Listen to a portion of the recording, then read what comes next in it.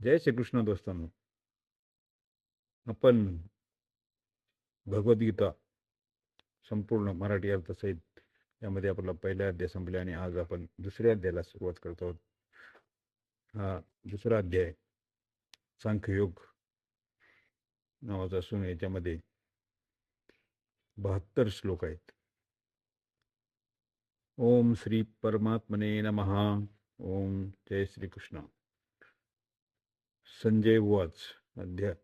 श्लोक पहिला. तम तथा कृपयाविष्टम श्रुपूर्णाकुलक्षणं विषिदन्तिमिदं वाक्यमुवाच मधुसूदनः. संजय म्हणाले, अर्जुन रथात सारथी रूपाने बसलेल्या भगवंताला हे आज्ञा देतात की, हे अच्युता, माझ्या रथाला दोन्ही सैन्याच्या मध्यभागी उभा कर, ज्यायोगे मी उभा होऊन घेतो. या युद्धाच्या 2 हात करणारे कोण आहेत? माझ्यासारखा शूरवीरा सोबत कोणकोणते योद्धे हिम्मत करून लढण्यासाठी आले आहेत? आपला मृत्यू समोर दिसत असूनही माझ्याशी लढण्याची यांची हिम्मत कशी झाली? अशा प्रकारच्या ज्या अर्जुनाला युद्धात इतका उत्साह होता, तो वीरता होती, तेच अर्जुन दोन्ही सैन्याच्या आपल्या कुटुंबियांना पाहून मृत्यूच्या शंकेने मोहग्रस्त होऊन इतके शोकाकुल झाले की त्यांचे शरीर शिथिल होत आहे. मुखाला कोरड पडत आहे, शरीराला कंप सुटला आहे, रोमांच उभे राहत आहेत, हातातून धनुष्य गळून पडले आहे, शरीरात दाह निर्माण झाला आहे, उभे राहण्याचीही शक्ती राहिली नाही आणि मन सुद्धा भ्रमित होत आहे. केवढे नवल आहे की ज्या अर्जुनाला हा स्वभाव न दैन्यम न पलायनम, त्याच अर्जुनाच्या भीतीच्या दोषाने शोकविव्हळ होऊन रथाच्या मध्यभागी बसणे. संजय अत्यंत आश्चर्याने अर्जुनाचा हा भाव उपयुक्त पदाने प्रकट करीत आहे. पहिल्या अध्यायाच्या 28व्या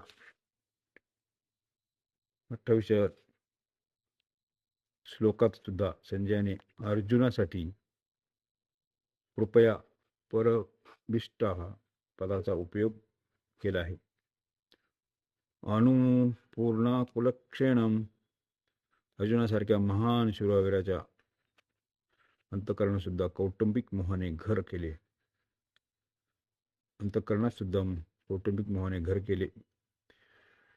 आणि त्यांचे नेत्र अश्रूंनी भरले. अश्रू देखील इतके अधिक आले की ते डोळ्याने पूर्ण पाहू शकत नव्हते. अशा प्रकारे भीतीमुळे विषाद पावलेल्या अर्जुनाशी भगवान मधुसूदनाने हे येथे म्हणण्याचेच काम चालू शकत होते. इदम वाक्य म्हणण्याची आवश्यकताच नव्हती, कारण वाच क्रियेचा अंतर्गतच वाक्य पद येते. तरी पण पद देण्याचे तात्पर्य असे आहे की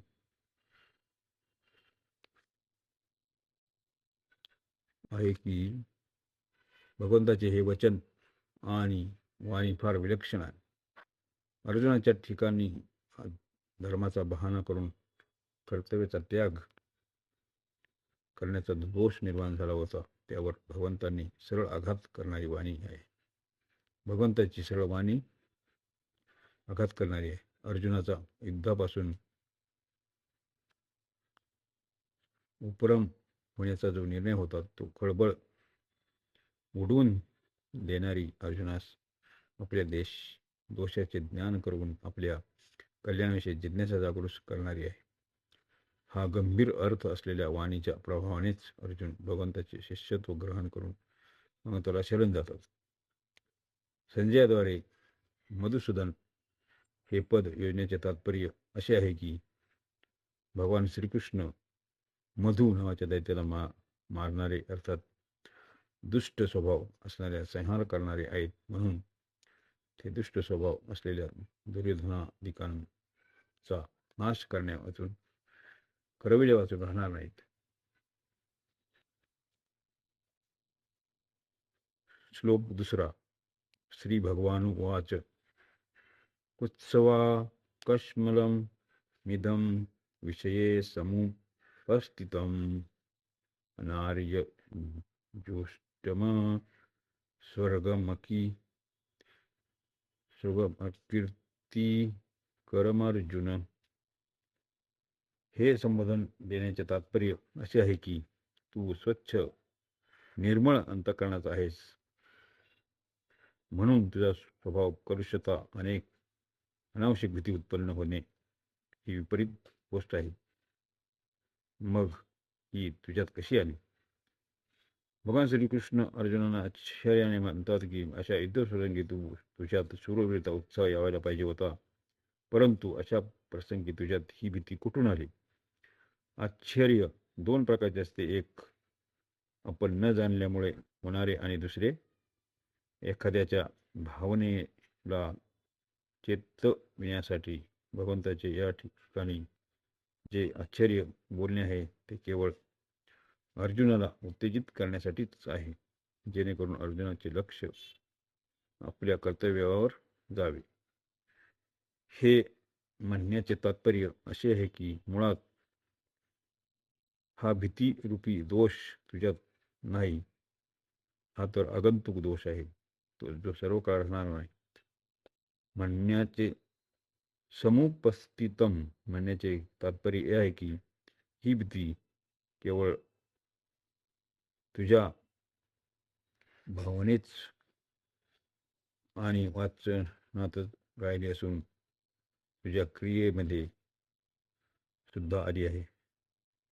तिने तुझ्यावर चांगला पगडा बसवला आहे, ज्या कारणाने तू धनुष्य बाण सोडून रथाच्या मध्यभागी असला आहेस. अनार्य जुष्टम समजदार आणि श्रेष्ठ पुरुषांमध्ये जे भाव निर्माण होतात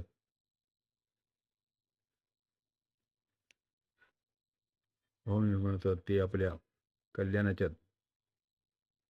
उद्देशाला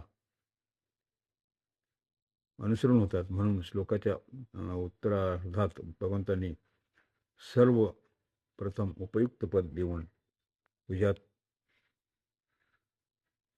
जी भीती निर्माण झाली आहे ती भीतीला श्रेष्ठ पुरुष स्वीकार करीत नाहीत, कारण तुझ्या या भीतीत स्वतःचे कल्याण मुळीच नाही. कल्याण इच्छुक आणि श्रेष्ठ पुरुष प्रवृत्त निवृत्ती दोन्ही आमच्या कल्याणाचा उद्देश ठेवतात.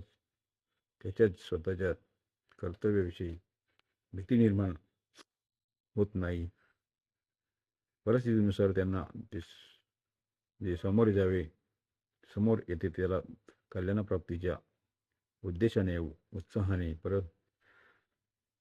आणि तत्परतेने यथासांग पार पडतात. हे तुझ्यासारखे भित्रे होऊन सुद्धा युद्धातून किंवा अन्य कोणत्या कर्तव्यापासून उपरत होत नाहीत. म्हणून युद्धरूपाचे प्राप्त झालेल्या कर्तव्य कर्मापासून उपरत होणे तुझ्यासाठी कल्याणकारक नाही. अस्वर्ग्यम कल्याणाचा मुद्दा समोर न ठेवता जर सांसारिक दृष्टीनेही पाहिले तर संसारात स्वर्गलोक सर्वात श्रेष्ठ आहे, परंतु ही भीती स्वर्गाला मिळवून देणारीही नाही. अर्थात भीती युद्धापासून निवृत्त होण्याचे फल स्वर्गाची प्राप्ती होऊ शकत नाही. अकीर्तिकरम जरी स्वर्गप्राप्तीचाही उद्देश असेल तर सभ्य समाजाला जाणारा पुरुष संसारामध्ये कीर्ती होईलच असेच काम करतो, परंतु तुझी ही जी भीती आहे या लोकातही कीर्ती करणारी नाही तर अपकीर्ती करणारी आहे. म्हणून तुझ्यात भीती उत्पन्न होणे सर्व वैध अनुचित आहे, सर्वथैव अनुचित आहे. भगवंतांनी अनार्योजुष्टम अस्वर्ग्यम आणि अकीर्तिकरम असा क्रम देऊन 3 प्रकारचे मानव असतात असे दाखवले आहे. जे मनुष्य विचारशील असतात ते केवळ आपल्या कल्याण इच्छितात. त्यांचे ध्येय उद्देश केवळ कल्याणच असते.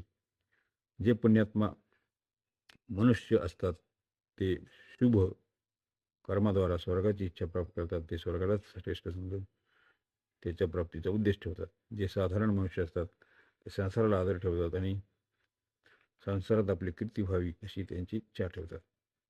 ते आपले ध्येय कीर्तीच समजतात.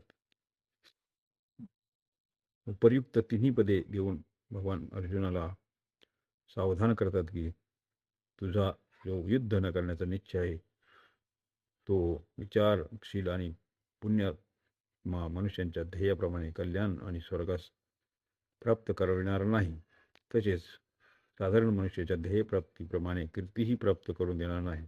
म्हणून मोहामुळे युद्ध न करण्याचा घेतलेला तुझा निश्चय अत्यंत तुच्छ आहे. जेणेकरून तुझं अधपतन होईल, नरकाची प्राप्त होईल, तसे तुझी अपकीर्ती होईल. अशा प्रकारे दुसऱ्या अध्यायाचे 2 श्लोक इथे संपतात. जय श्रीकृष्ण.